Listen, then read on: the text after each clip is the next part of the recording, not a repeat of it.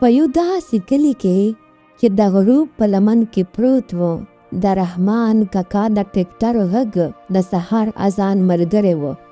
رحمان کاکا به چې کله د پټیو نه ستړی راغی نو خولې به یې په تندي را روانې وې.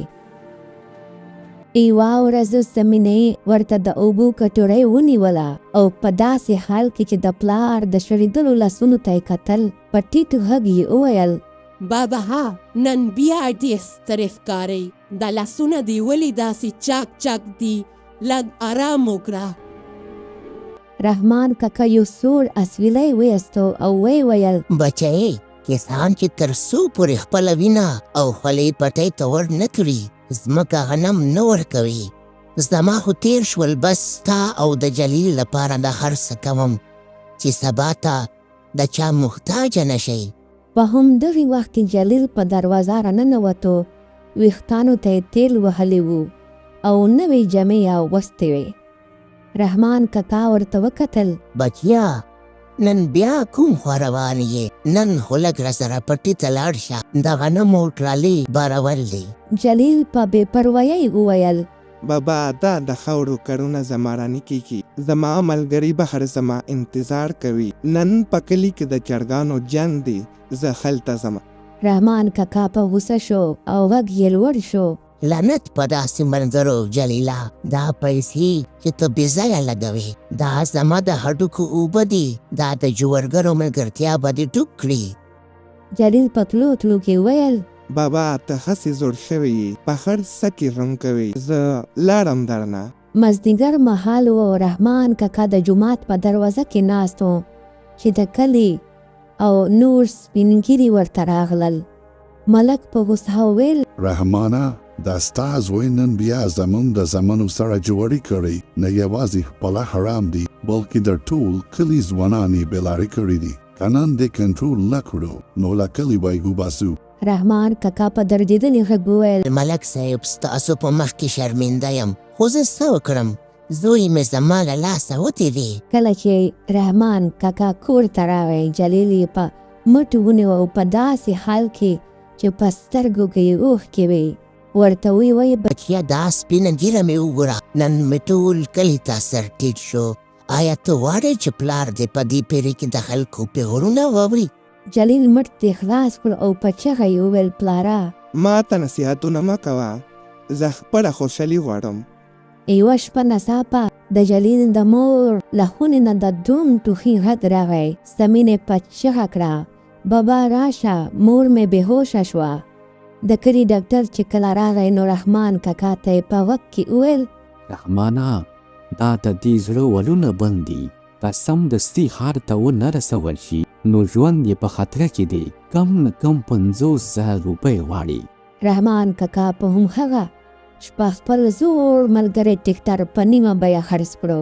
کله یې چې پیسې اخیستې نو د ټکټر باډي ته یې لاس وروړو او داسې یې وژړل لکه د یو عزیز جنازه چې روانه وي. هغه پیسې یې راوړې او سمینې ته یې وویل: بچی، دا پیسې واخله، په المارۍ کې پټې کړه، سهار به ستا مور ښار ته وړو. خو جلیل چې له بهره راغی، سترګې یې سرې وې. هغه په جوارۍ کې ډېر کرزوړی شوی و. کله چې پلار او خور وده شول، هغه په غلي قدمونو المارۍ ته لاړو. سمینه راویښه شوه: وروره، دا څه کوي؟ دا پیسې د مور د علاج دي، لاس مور ته وړه. جلیل په وحشیانه غږ وویل: خاموشه شه، زه دا پیسې وړم په جوړۍ کې، یې به درته ډبل کړم او سهار به یې بېرته راوړم. مور به مې په لوی غټ هسپتال کې داخله کړم، هلته به یې ښه علاج وشي. سمینې ورته په خپو کې سر کېدو: وروره، د خدای په خاطر داسې مه کوه، مور مې ساه لنده لنده اخلي، دا پیسې د هغې ژوند دي.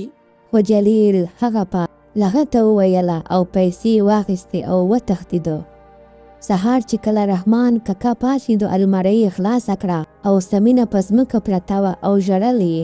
رحمان کاکا چې کله حقیقت پوه شو نو یوازې یې دومره وویل: جلیله، تا نن خپله مور ووژله. هغه د جوړګرو اډې ته ورسېدو. هلته یې ولیدل چې جلیل په سړک پروت دی او خلک یې وهي. جلیل ټولې پیسې بایللې وې.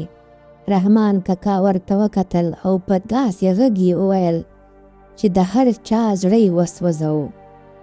بچیا پسې ده، نور د پیسو غم نشته. هغه میرمن چې تا ورته پیسې ډبل کولې هغې ستا انتظار ونه کړو. کله چې دوی کور ته داخل شول، سمینه د مور پر مړي سپین صدر غورځولی و.